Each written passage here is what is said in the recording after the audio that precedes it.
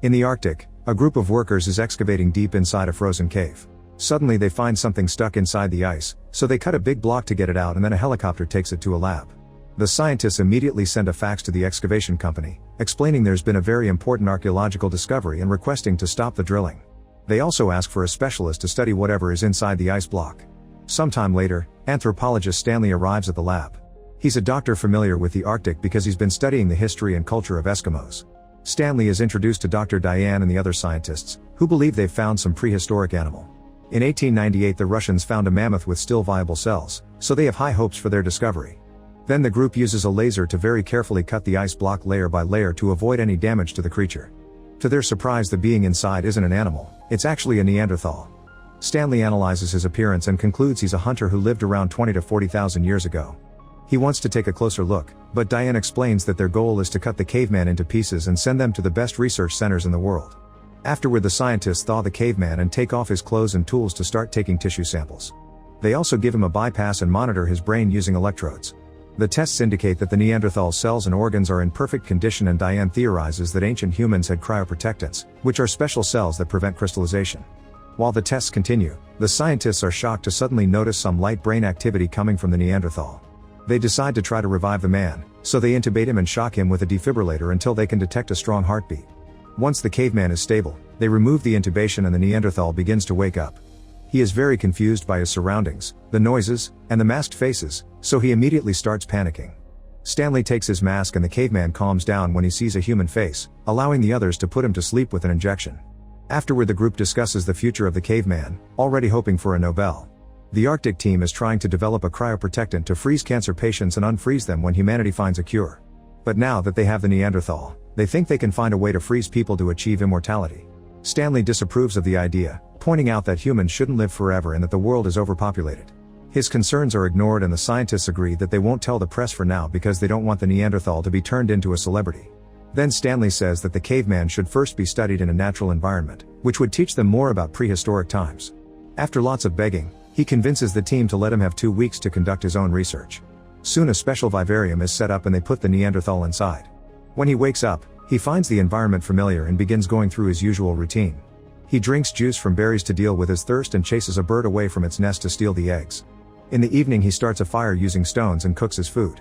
In the mornings he washes his body under a waterfall before he goes hunting with a spear he builds himself. He makes a bunch of noises that get the attention of a wild boar who tries to attack him, but the caveman dodges it at the last second and the boar gets stuck between rocks, allowing him to kill it. Later while he's fishing, he accidentally finds a hose and breaks the end, confused by the metal. After lots of sniffing and licking he starts following the hose, pulling it out from the ground until he reaches a metal door. He shakes it until he manages to open it, so the scientists rush to close a second door to keep him from entering. The creatures from the lab start roaring as the scientists begin making lots of noises to scare the man away. Furious, the Neanderthal climbs the waterfall and finds the machine that powers it. He starts screaming as he tries to break the machine and hits the wall, so a scientist enters the vivarium and shoots him with a tranquilizer dart. Then they put him on a stretcher to take him to an operation room, where they will take a bunch of samples as they originally planned. Stanley freaks out and reminds them that his 2 weeks aren't over yet, but Diane tells him to accept things as they are. In the evening Stanley shows Diane a video showing different tribes capable of dancing while stepping on flames, but Diane says it's just a nerve block. Stanley points out that only explains the lack of pain, not the lack of blisters on the skin. Next he fast forwards the video to find a scene where an indigenous man is putting needles in his friend's face. Since there's no blood, Stanley thinks they're producing some chemical that protects their tissue. He theorizes the caveman produces his own chemical as well and convinces Diane to let him study him some more. Once the Neanderthal is back in the vivarium, Stanley enters it too without carrying any weapons or objects to avoid scaring him. The wary caveman begins running around, growling and yelling while finding spots to protect himself. Stanley is scared but still approaches him slowly until they're face to face. After some hesitation, the caveman jumps on Stanley and gets ready to hit him with a rock, but he gets distracted by a scientist yelling from above. Since Stanley doesn't try to defend himself, the Neanderthal drops the rock. Then he takes a closer look at Stanley, noticing how different his body is from his own. The man puts his fingers in Stanley's mouth, pulls at his clothes, and squeezes his groin to confirm he's not missing certain parts. Stanley screams in pain and the Neanderthal backs off before introducing himself as Aru, which Stanley changes into Charlie. In return Stanley teaches him to say his name and even makes Charlie laugh. Noticing the scars on his chest Stanley asks about them and Charlie calls them Beta while pointing up. The shape of the scars and the gesturing makes Stanley think it means bird. Charlie steals Stanley's cross necklace, and after biting it, he begins repeating some words and gesturing with his hands, but Stanley can't understand what he's trying to say. The next day, linguist Mabel arrives and Stanley shows her the recording of his conversation with the caveman, but she'll need more to fully understand him. Then Stanley starts spending time with Charlie and learning many words in his language for simple things like rock, frog, and bone. Charlie also shares his food with him. In return, Stanley teaches him easy words in English.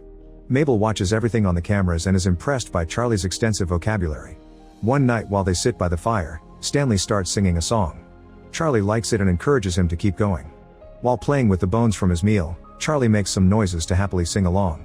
Sometime later, the scientists put Charlie to sleep again to take more samples and start a new experiment. He's put inside a special chamber at a very low temperature. Hopefully this will activate the cryoprotectants and make it easier for the scientists to extract them. Stanley keeps on protesting, saying they're killing Charlie and that he doesn't deserve to be treated like a lab rat. Charlie's heartbeat starts slowing down and the scientists have no choice but to get him out. Afterward in the vivarium, Charlie keeps yelling in anger at Stanley because he isn't happy about all the experimenting and new scars. Suddenly he jumps and pretends to attack Stanley, hitting the ground with his spear before poking his own chest. He's asking Stanley to help him self-delete, but Stanley refuses to do it, and after some struggle he leaves the vivarium. Later in private, Stanley asks Diane for help. All the studies are slowly alienating Charlie and causing them to lose contact with him. Stanley wants Diane to go to the vivarium with him because perhaps the presence of a woman will help him calm down. When they enter the vivarium, Charlie's hands are wounded and he's using rock powder to draw the bird from his scars on the ground. Diane is very nervous and gets scared when Charlie immediately runs to her for a better look. After some sniffing, he shares his food with Diane, and she eats it not to offend him even though it's made of bugs. Then Charlie keeps on touching, being friendly at first but soon trying to look at her groin too. Stanley immediately stops him and the men yell at each other, so Stanley has to use the Neanderthal word for mind to make Charlie back off. Then Charlie brings some objects from his cave to exchange them for Diane, so Stanley has to turn him down. Looking at Diane puts Charlie in a sad mood and he repeats the same words over and over. When Mabel analyzes this, she thinks she's found Charlie's word for woman, but there's something else she can't quite understand. Stanley and Diane make Charlie explain the words and he does some drawings on the ground, revealing he used to have a wife and kids. He starts running around repeating those words and Diane realizes he's asking where his family is. The moment is interrupted when a helicopter appears above the facility. Since the ceiling is made of glass, Charlie sees it and freaks out.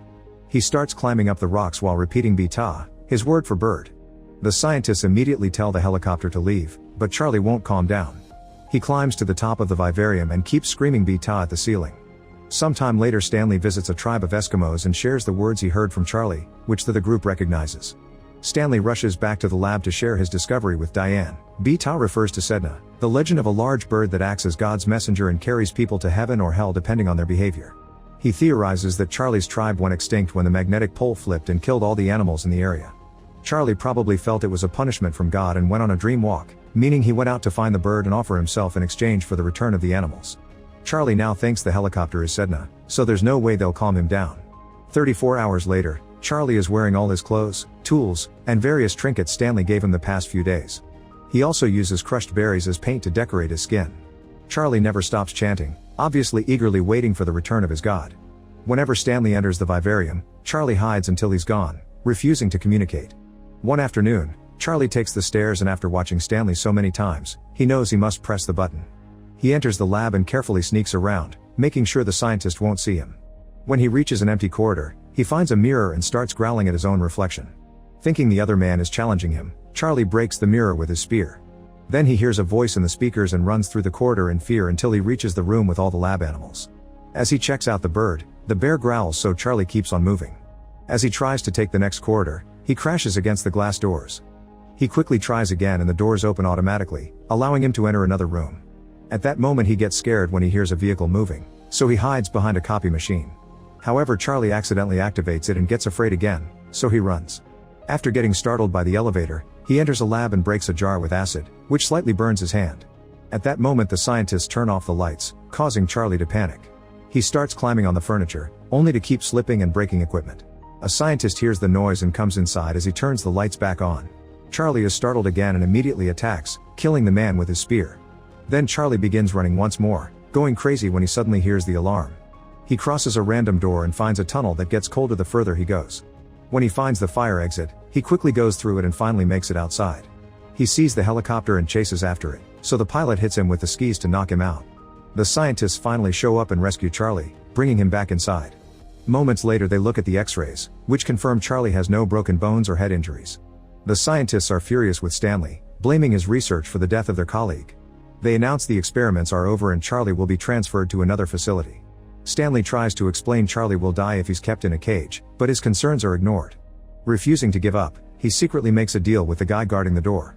Soon Stanley enters the vivarium with a bunch of furs. Once Charlie is properly protected from the cold, Stanley takes him out for a walk. The scientists realize they're missing and go looking for them by following their footprints in the snow.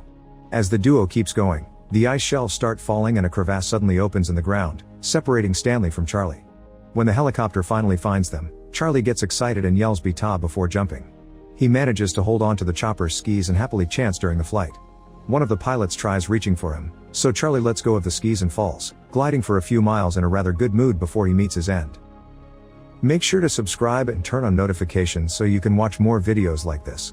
Thanks for watching.